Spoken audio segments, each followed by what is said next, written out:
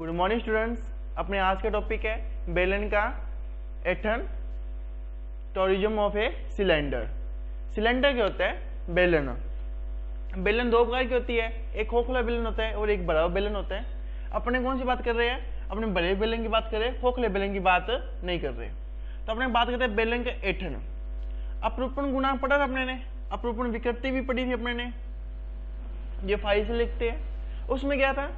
कोई भी एक पृष्ठ था, सरफेस था कोई। जब ने सरफेस की एक सतह को, एक परत को, मान लो कि ए बी को अपने फिक्स कर दिया, किसी सारे उसको अपने ने जमीन में गाड़ दिया, फिक्स कर दिया, और दूसरी परत पर अपने उस पर फोर्स लगाते हैं एफ, ये प्रतिबल कहते हैं। इसके द्वारा जो लगाया गया फोर्स को प्रतिबल कहलाता है। अपने ने एफ फोर्स लगाया, लगाने से इसकी जो शेप में जो फर्क आया, मान लो अब शेप इसकी कैसी हो गई, जो ये शेप में फर्क आया, इस फर्क को अपने क्या कहते हैं? अपरूपण विकृति कहते हैं।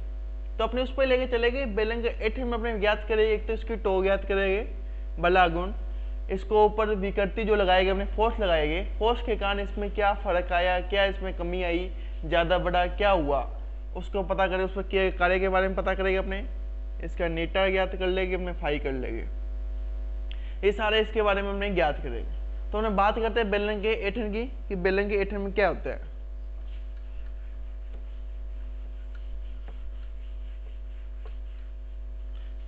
मान लो कि अपने पास कोई एक बेलन है, सिलेंडर अपने पास कोई एक,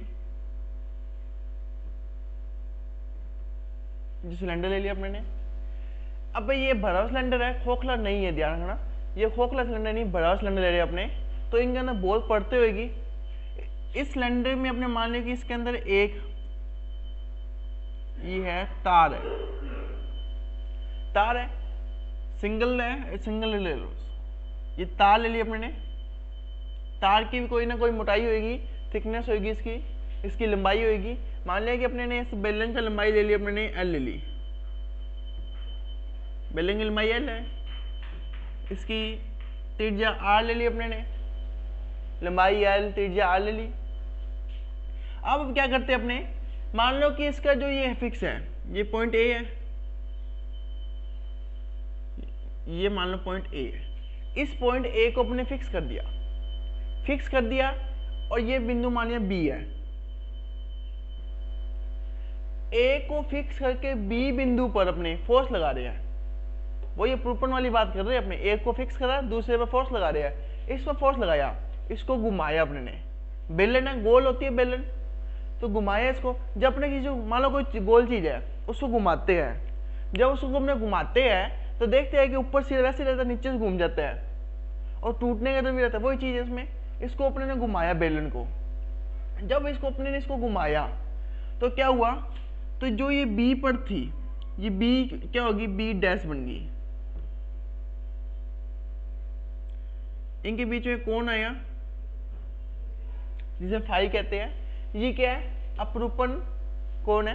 अपरूपण विकृति फाई। और बी का बी डैश में परिवर्तन, बी का बी डैश में चेंजिंग हुआ, इसके मध्य जो कोण बना, इस चेंज करके जो मध्य कोण बना, जो थीटा कोण बना, इस थीटा कोण को अपने एथन कहते हैं। ये क्या हुआ? बेलन का एथन कोण थीटा है, बेलन के अपरूपण कोण कौन सा है? फाई है। वो बेलन था, इस बेलन को अपने घुमाया, उसको अपने तो घुमा के दिया, घुमाया इसको अपने ने। जो घुमाया, तो घुमाने से क्या होगा, मान लो कि बेलन या तार थी, कोई ले लो, कोई गोल चीज, तार भी हो सकती है, तार भी गोल होती है, उसके आगे देखना गोल होती है। तो उसको घुमाते, जब भी वो अपने तार घुमाते हैं, तो उसके बीच में कोई ना कोई कमी आ जाती है, विकृति उत्पन्न हो जाती है उसमें अपने देखते घुमाते हैं, तो उसके तार टूटने डर रहता है या टूट जाती है। वही चीज अपने बेलन या तार घुमाया, तो इसको जो सरफेस था, ये बी पॉइंट था, ये बी पॉइंट जाके बी डैश बन गया। एक तो फिक्स रखेगा अपने ने, ए फिक्स रहेगा, कोई चेंज नहीं होगा, चेंज सिर्फ बी पॉइंट में होगा, तो बी का बी डैश में बन गया। तो जो फाई कोण बना दोनों बीच में, इस फाई कोण को अपने कहते हैं अपरूपण विकृति।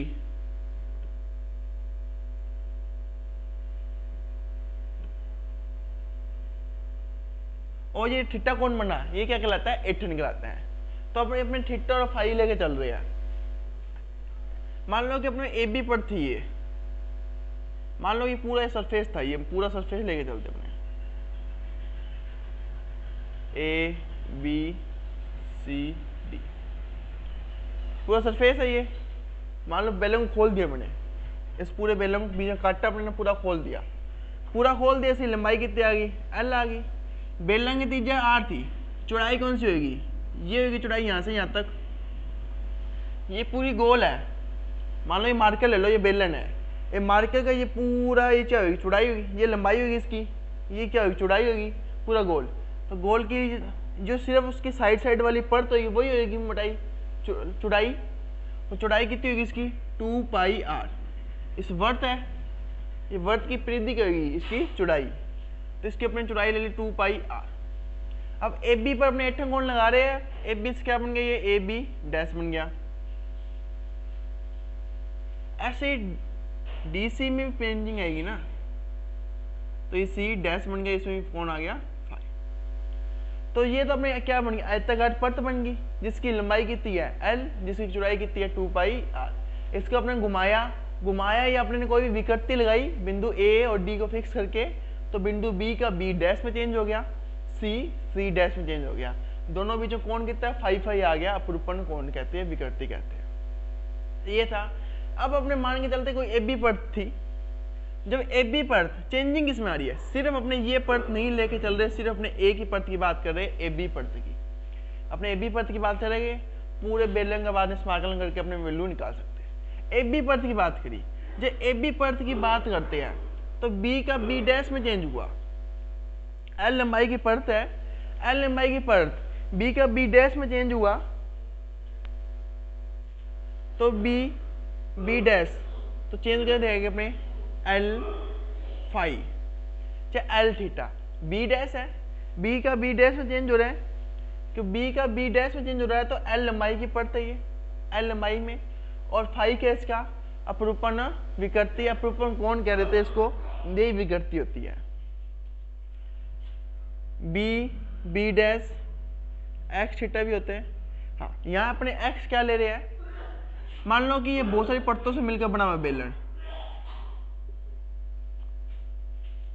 बेलन, कई परतों से मिलकर बना हुआ है।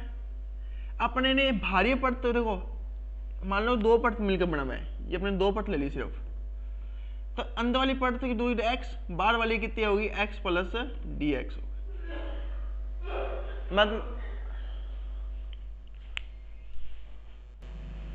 अपने ने अंदर वाली परत ली एक्स, अंदर वाली इस रोड से, इस छड़ से या इस तार से बाहरी परत की दूरी x प्लस डी एक्स, आंतरिक परत की दूरी x, मतलब 2 नजदीकी परतों के बीच दूरी अपने ले ली dx, ये दूरी ले ली, तो ये x है।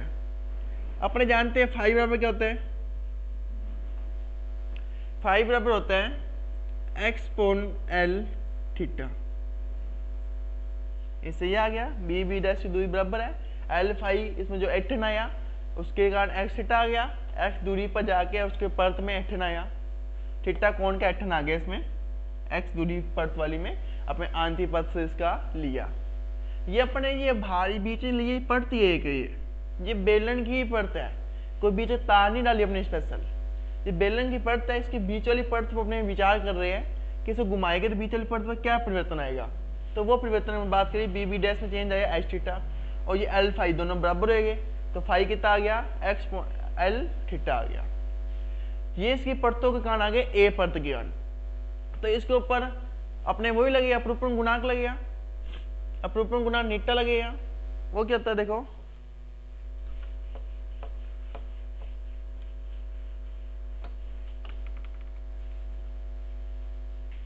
अपरूपण प्रत्यास्थ गुणांक नीटा।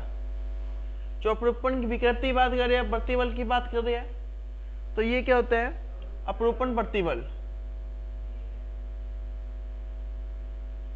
अपरूपण प्रतिबल बटे में अपरूपण विकृति। अपरूपण प्रतिबल क्या आएगा,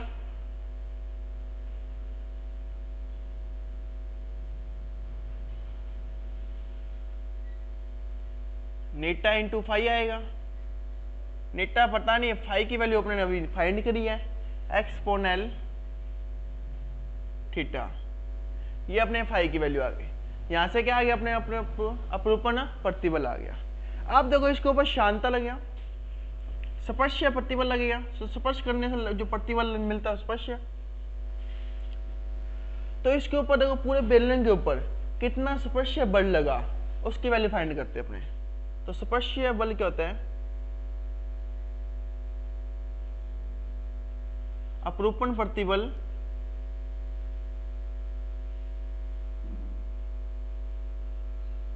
गुणा में एरिया क्षेत्रफल होता है। अपरूपण प्रतिबल पता है नीटा एक्स अपॉन एल थीटा। अब बात करते हैं क्षेत्रफल की। अब भी अपने लास्ट डायग्राम बनाया था उसमें दिखाया था कि अपने आयत है ये, तो आयत का क्षेत्रफल होता है लंबाई इंटू चौड़ाई। तो इसके लंबाई इंटू चौड़ाई का जब अपने डालेंगे, अपने ने यहाँ त्रिज्या क्या ले रही है, अब एक्स ले रही है, एक्स पर्थ की दूरी बात कर रहे हैं। तो इसकी क्षेत्रफल के तो लंबाई इंटू चौड़ाई, लंबाई इंटू चौड़ाई जब करेंगे क्या आएगा इसका 2 पाई एक्स डी एक्स। ये इसका एरिया आ जाएगा। नीटा एक्स अपॉन एल थीटा तो अपरूपण प्रतिबल है, इसका एरिया कितना आ गया 2 पाई एक्स डी एक्स आ गया। इसे थोड़ा सोल्व किया अपने ने, नीटा थीटा अपॉन एल इंटू 2 पाई एक्स स्क्वायर डी एक्स, ये आ गया स्क्वायर। फोर्स आ गया स्पर्शीय प्रतिबल। इसके ऊपर जो स्पर्श करा अपने ने, जो जोर लगाया अपने ने, जो अपने बल लगाया वो बल है स्पर्शीय प्रतिबल। इसको घुमाने के लिए अपने जितना फोर्स यूज किया, जो फोर्स यूज कर रहे उसको स्पर्शीय प्रतिबल कहेंगे, वो ये एफ है। थीटा क्या था 8 टन कोण था और एल इसकी लंबाई थी बेलन की, ये आ गया। अब इसके अपने ज्ञात करते हैं टो बल आगुण, जो कोई भी गोल चीज घुमाते हैं तो बल आगुण उत्पन्न होता है। तो इसका बल आगुण कितना लगेगा उसके ऊपर, तो अपने इसका बल आगुण ना ज्ञात करते हैं।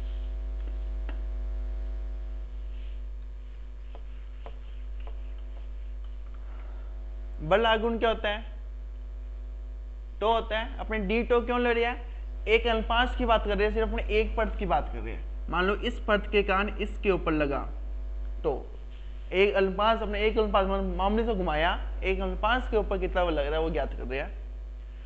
तो स्पर्शीय प्रतिबल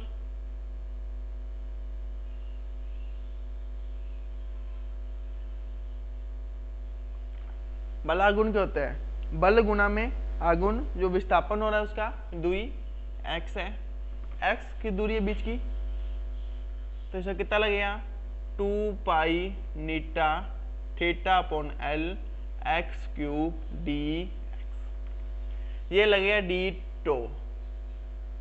ये तो फोर्स इतना लग रहा है इसके ऊपर, इसका बल आगुना इतना लगेगा।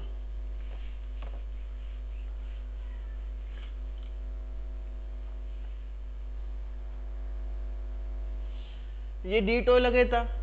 अब अपने पास त्रिज्या कहां से आया, इसकी त्रिज्या 8 मानी थी, तो 0 से लेकर मान लो कि ये लास्ट वाली पर्थ ली अपने बाहर वाली, इसकी बीच दूरी क्या है 0। मान लो बीच में मिड पॉइंट की बात कर रहे हैं अपने, यहां से और इस पर्थ की दूरी, तो मान लो अपने द्वारा मान लो, इसको द्वारा मानते हैं।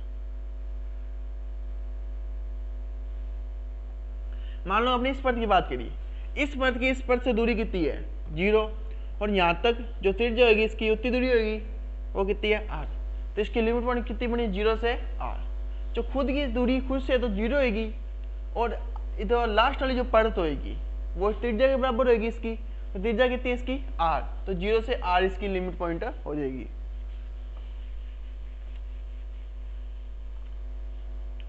तो दोनों तरफ अपने समाकलन करेंगे, इंटीग्रेशन 0 से r 2 pi eta theta upon L x cube d टो हो गया बल आगुण। टोटल बल आगुण आएगा इस पर, इस पूरे आकृति पर, उस बेलन पर कितना बल आगुण आएगा सिलेंडर पर, 2 pi constant, eta constant, theta upon l constant. क्योंकि बेलन की लंबाई तो चेंज होएगी नहीं कि भाई यहाँ आधे प्रैक्टिकल में 10 सेंटीमीटर दिया, उसके बाद 20 होगी, जो ली है होती रहेगी x4/4। चलो अगले स्टेप में कर देंगे।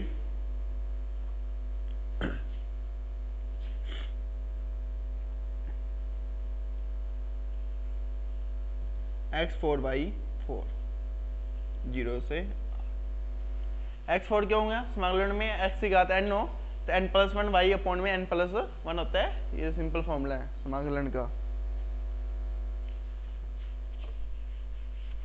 तो थोड़ा सॉल्व करते हैं अपने।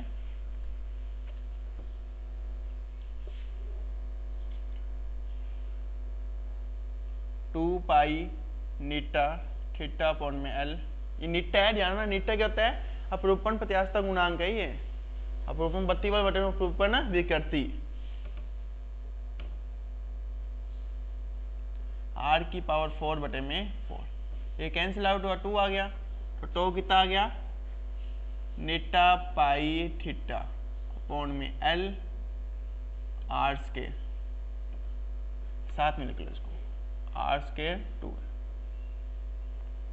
ये आ गया इसका पूरा अपरूपण गुणांक थीटा, ये आ गया टो बाबा, ये आ गया। इस पूरे आकृति में पूरे बेलन में कितना उसको बल आगुण लगा, हमने फोर्स लगाया, फोर्स लगाने के कारण वो घुमा, उसके अंदर एटन उत्पन्न हुआ, उसके अंदर अपने यहाँ फाइव आया, अपरूपण विकृति आई, उसके कारण उस पर कितना बल आगुण लगा, वो सारा ही वैल्यू आ गई।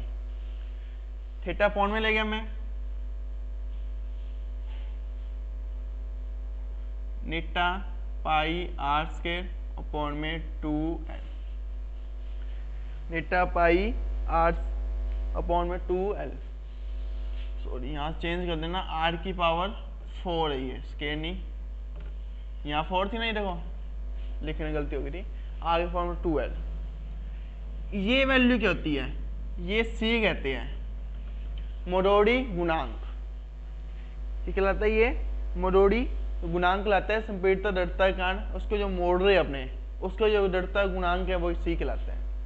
मतलब कि टो अपॉन थीटा क्या होता है? सी के इक्वल होता है। तो ये बल आगुण आ गया। इस बल आगुण कारण इस पर क्या होगा? कार्य करना पड़ेगा। इस बल आगुण उत्पन्न करने के लिए अपने कोई फोर्स लगाया, फोर्स लगाया मतलब उससे क्या किया? अपने वर्क किया, तो उस पर किए गए कार्य देखो कितना होगा। अब मैं कार्य फाइंड करते हैं, उसमें कितना कार्य करना पड़ेगा अपने को।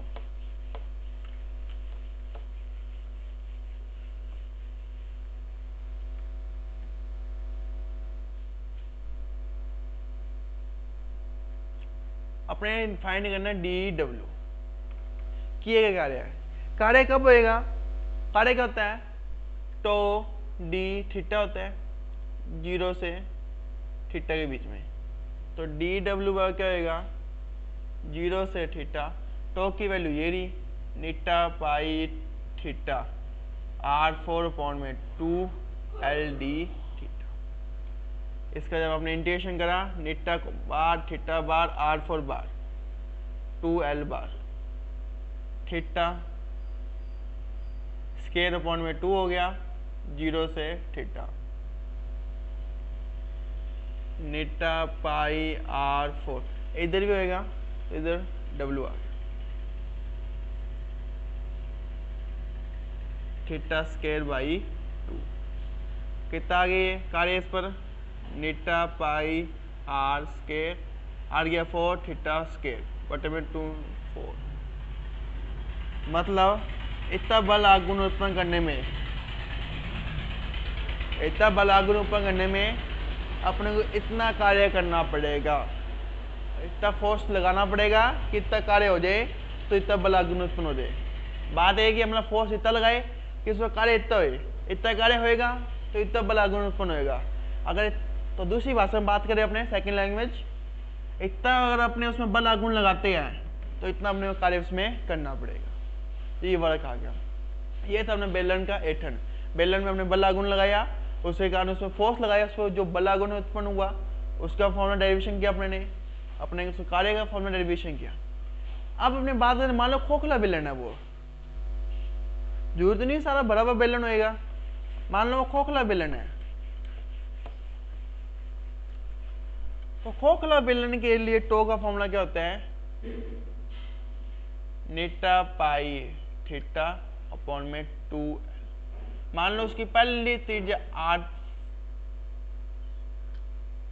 ये होता है फॉर्मूला। इसका अपना डेरिवेशन नहीं, अपने सिलेबस में फॉर्मूला है, न्यूमेरिकल आता है इस पर।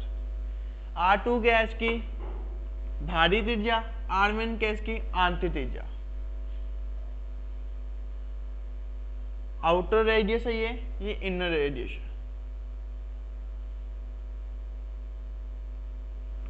तो ये था अपने पास स्टोक होकले बेलन के लिए, ये अपने पास दूसरे बेलन के लिए। तो ये था अपना बेलन का एथन। इसके हमने टो का फॉर्मूला डेरिवेशन किया, डब्ल्यू का फॉर्मूला डेरिवेशन किया, क्या देखा। अब मैं थीटा माना, थीटा क्या था इसमें, थीटा इसमें था अपने पास एथन, एथन का कौन था, और फाई क्या था इसमें अपरूपण विकृति थी। तो अपना आज का टॉपिक यही समाप्त होता है। अगर आपको डाउट है तो मुझे कमेंट करके पूछ सकते हो। Thank you.